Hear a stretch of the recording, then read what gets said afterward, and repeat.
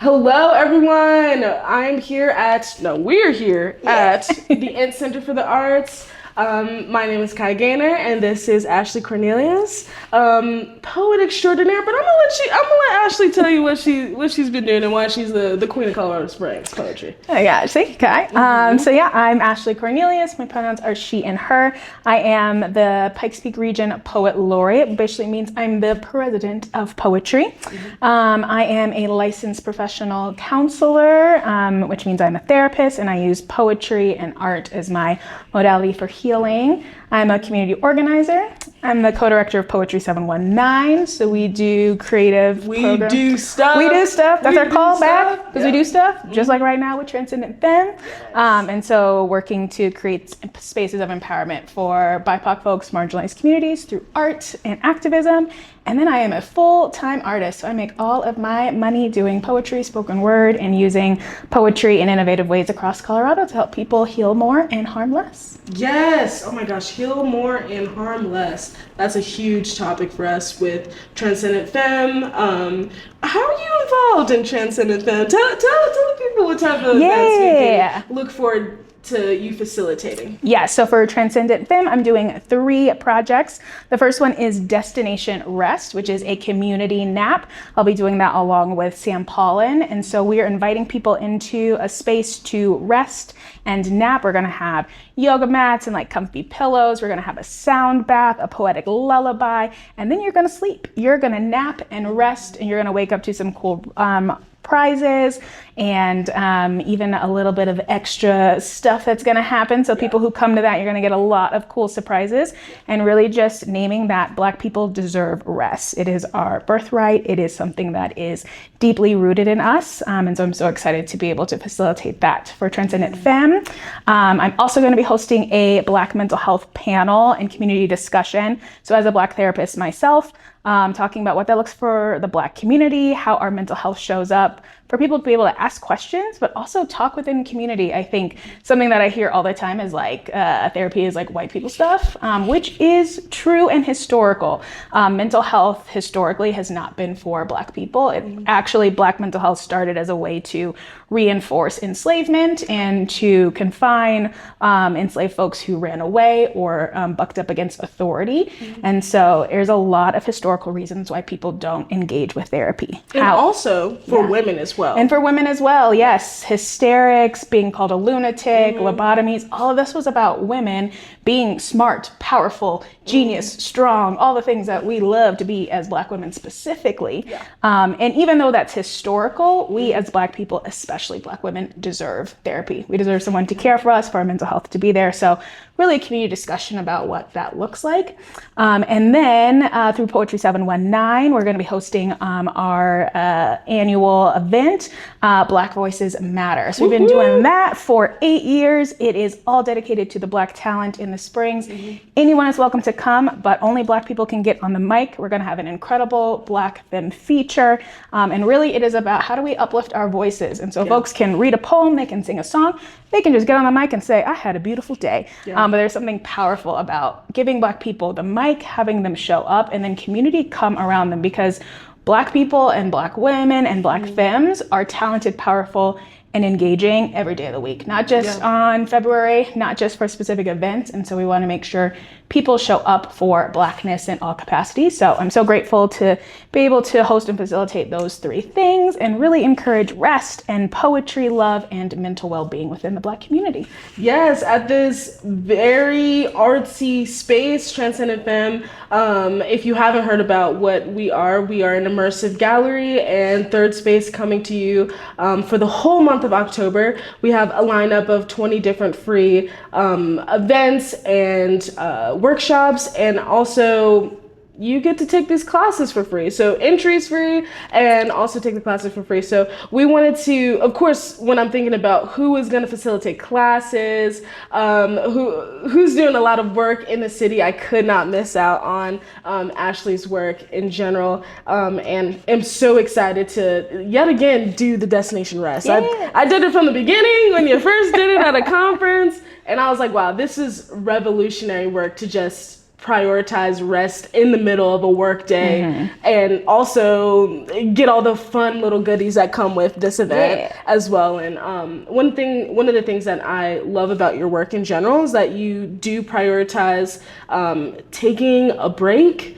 and as chronic creatives as we are, like that's very necessary. But tell me about what that meant for you. I know you have a pivotal story about how that rest literally needed to happen or you're going to crash out. Absolutely. So, what was that like for you? Yeah, so I am a therapist and worked in a hospital for the past 7 years. I was doing adolescent inpatient psychiatry, so when our young folks are at the height of their mental health crisis, doing poetry, and then I transitioned to do staff wellness. So I was taking care of all 8,000 employees of the hospital, 24/7 hotline, group support, anything that happened, we were there to care for our staff, and it was a lot. Like we were dealing with tons and tons of trauma all of the time. And I loved my work. It was like beautiful, but it was hard. And like I said, I burnt out like a little piece of toast. And I took a leave of absence because I just needed, I needed to choose joy instead of suffering. And so many of us are taught to choose suffering, and that's what makes us strong, powerful, especially Black women and femmes. It's like you're not having depression or you're not struggling, it's you're failing. And so I internalized that a lot and took 3 months off to like get therapy, focus on my mental health. And I quit my job and transitioned to being an artist full time and made this conscious decision to choose joy. And I wasn't choosing rest at all. And then I would get sick because I would be doing so much and caring for a community. But my body was like, girl, you need to lay down. And if you don't lay your body down, your body will do it for you, right? For you. And so in that experience, I really shifted my mindset of like, I want to focus on rest and joy. And someone once told me, even the beautiful things are heavy too. And obviously I had a very heavy job, lots of trauma, lots of intensity. But also as creatives, we're doing big work. Like it's so much emotional labor pour. And so we also deserve that rest. And so it's really been my mission to provide spaces of rest and joy for community, whether that's through writing poetry, engaging, resting, having conversations. But I think it comes a time in all of our lives where we recognize that like productivity does not determine our worth. We are already worthy. Productivity does not determine our worth. We are already worthy. We are already enough. We are all of those things. And what I always say is that our ancestors did not dream of continued rest. They did not want me to keep working and being sad. Continued work. Yeah. They did not want me to just keep working. They wanted me to rest and be safe and laugh and have joy. I know that is what their wildest dreams were. And so we owe it to them and ourselves and our future generations to rest, to have joy, to have poetry, to have art, and most importantly, to see ourselves reflected in the art. And I think that's what you're doing so beautifully with Transcendent Femme is we get to see ourselves represented in divine spaces, in beauty, in authorship, in honor. And we don't often see that, especially in Colorado Springs. And especially through a Black lens. Let alone, I was just talking to someone about like one of the things that has been an interesting topic to discuss with people has been like what an immersive gallery is. And I don't think, it's still like kind of a niche field for artists to dive into. I mean, not let alone a kind of an expensive one to go down in general. That's why we got grants from some people. Yes. Shout out to Redline, shout out to Wendy Pines Foundation. And what does it mean to embody all the senses when it comes down to displaying your work? And that's something that we are doing here, but the beautiful part about that is it's another analogy for the body, right? So like I'm bringing you a body of work that's tapping into the senses because we're trying to encourage this exhibit is very much so based on mental health and how to have a better relationship with self. And so the space itself is allowing you to tap into the inner you and to your senses, because a lot of the time when we are overworked, when we are going through the throes of life and in this capitalistic society, like I don't know about you, but how it feels in my body is like very outside. I feel outside of myself. And I got to do multiple practices to bring presence back to inside of me. So I'm super excited about diving into that with community with you at these events, especially. But I would love to know, can you define what Black art means to you?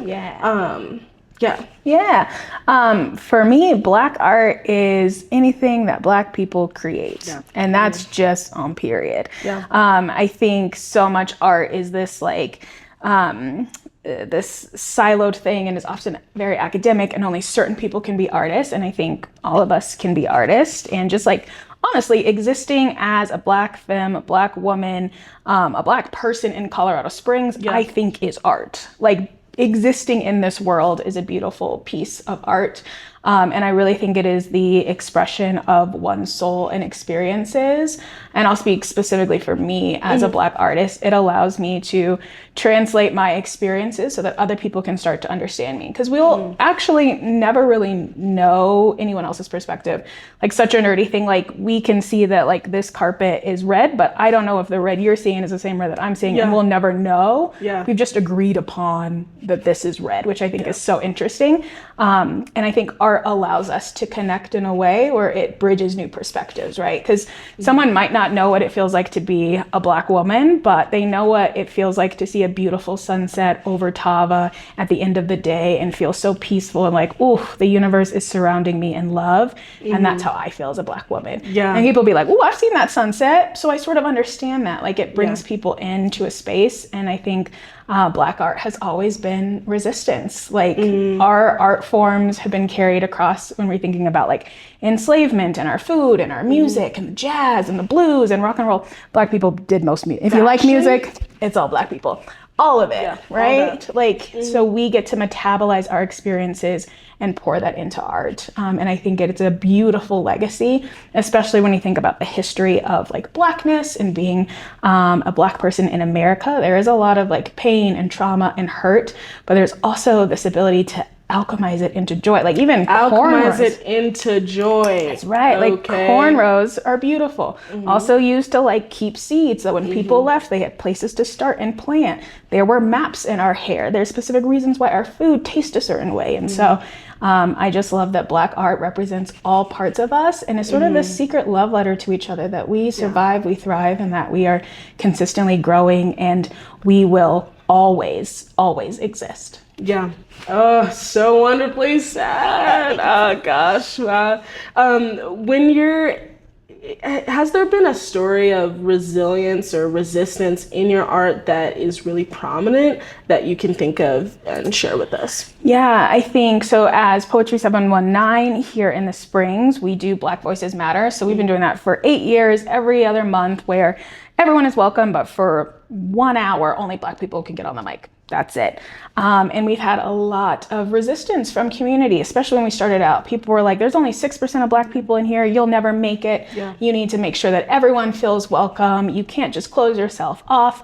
I personally have gotten like death threats. People wanted to like contact my job to get me fired for doing this work, because Black people are powerful. And if we get just an hour of time to share our joy, our creativity, our love and wonder, that makes people scared. And so we had a lot of like resistance into doing these events, and we kept doing them because we have to. I always say, whenever there's resistance or pushback, that means we're really close to revolution and renaissance and joy, right? That's why we see protesters at pride events. That's why we see protesters when we have beautiful drag artists reading to kids, because that is what we're supposed to do. We're supposed to have community. We're supposed to have joy and togetherness and equality and equity, and people get really afraid when we get close to it. And so I think that has been really interesting to see people afraid of these events, that like, actually Black people are talented and powerful, and we can come together. And what I really recognize is that will sort of always be there. There's always going to be people who are like, I don't understand it. I don't get it. But I'll share this story that we were doing Black Voices Matter, and we were streaming it. And unbeknownst to us, a woman was working with like this young Black man who really needed to get into some mental health support, and was trying to like sort of move him through those services, but he was resistant. So she's like, okay, let's take a walk. We're just going to turn on Black Voices Matter. You can just like watch it. And him watching that got him to sort of sit down, ground, regulate, and then get access to services because he was watching this live feed of us doing this event. We had no idea. We were just doing our thing, making sure Black people had, you know, their spaces and their voices. But what that shows is that doing these events can literally change people's lives. Yeah. It can save their lives. It can impact them.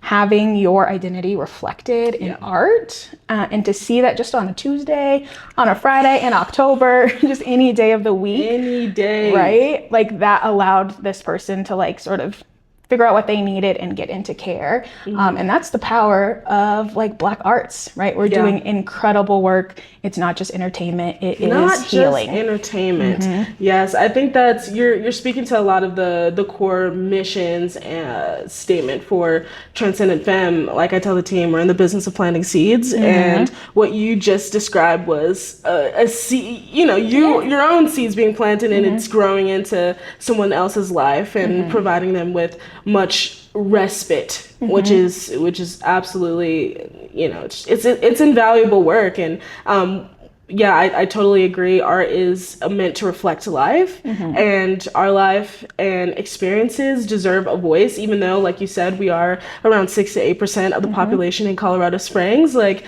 one thing I'm, you know, tired of, and I know you heard about people saying the same thing, even though you do so many events, it's like, where the culture at in Colorado Springs? Well, it's here. We're doing it. We're doing it. I need you to be there October 3rd, okay? Tap in all month. And absolutely sign up and RSVP with us. So anyway, getting into that a little later, let's see. Oh my gosh, you answered a lot of my questions quite quickly. What do you think art's responsibility is in Colorado Springs, and how do you think Colorado Springs should what direction do we need to continue to grow into? Yeah, so I think art's responsibility in Colorado Springs is, just like you said, is to tell the truth, right? I think artists and poets have always been the storytellers. That's how we understand history. That's how we know, honestly, most things in the world is through artists who depicted it, folks who wrote about it, sang about it.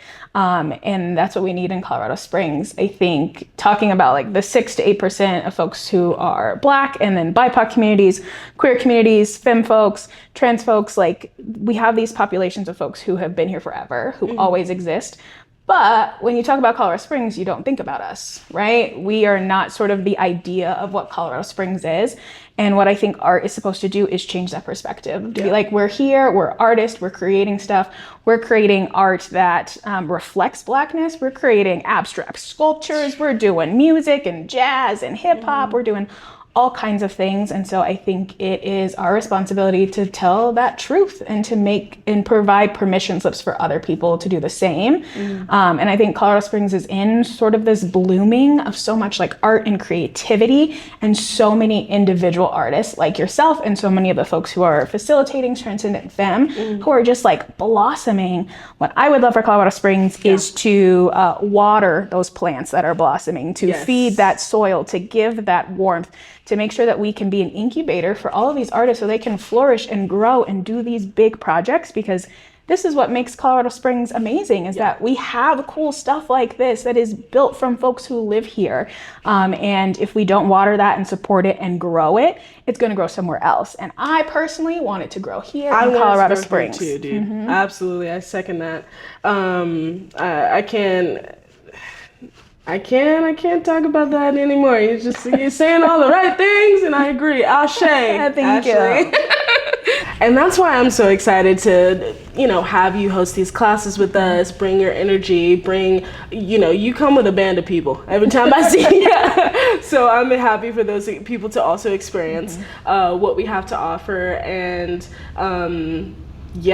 so the biggest thing we want you guys to do from here on out, we got a couple asks. First off, follow Kai Gaynor, KAIGAYNOR, on social media. You can also find me on my website, kaigaynor.com. Again, KAIGAYNOR. And there you can find our newsletter. People that join our newsletter will get first RSVP to all 20 of our workshops and events. So you want to be a part of that, part of the first crew who can get it. Secondly, we are also having our grand opening at the Meanwhile block on October 3rd from 4 to 8 p.m. Would love to see you there. We have some incredible lineup of music. You get to meet facilitators. You get to be one of the first people to experience the space. And social media. And then also, Ashley, where can I find you? Yeah, folks can find me on Instagram at ACC Poetry. Now I post tons of events and also be chronicling all of the amazing things that are happening with Transcendent Femme, as well as my website, which is ashleycornelius.com. And what I want to say to folks is I challenge you to go to at least one event. This is an incredible thing in Colorado Springs, and the biggest thing that artists want is for people to show up. Yes. Even if it feels a little scary, even if you don't know anybody, I promise you, if you show up, you're gonna make a friend. We're gonna see you, we're gonna be like, hey, come with us, come touch this piece of art, come engage with this thing. It is going to be a powerful experience, and to try something new. If this is something you're like, I'm not sure, now is the time to dive in. So check in, do the newsletter, check in with me and the other facilitators, because we want you there, because you are also a part of the blooming of the community, because you may be an artist who's like, ooh, I want to do something like this. You may be someone who doesn't even realize that they're an artist. You might just be a patron. And most importantly, if you love what is happening here, make sure to donate, to give, to provide support, venues, grants. This work takes a lot of work, a lot of humans, and a lot of money. And so us artists, I promise you, if you give us money, we will create incredible art and make sure that our community stays full. So many ways to engage, and most importantly, make sure to support Transcendent Femme this October and in the future, because this is not just a project, this is a movement, and you'll see more of that as well. Absolutely. Okay, guys, I hope you have a wonderful rest of your day, and see you October 3rd.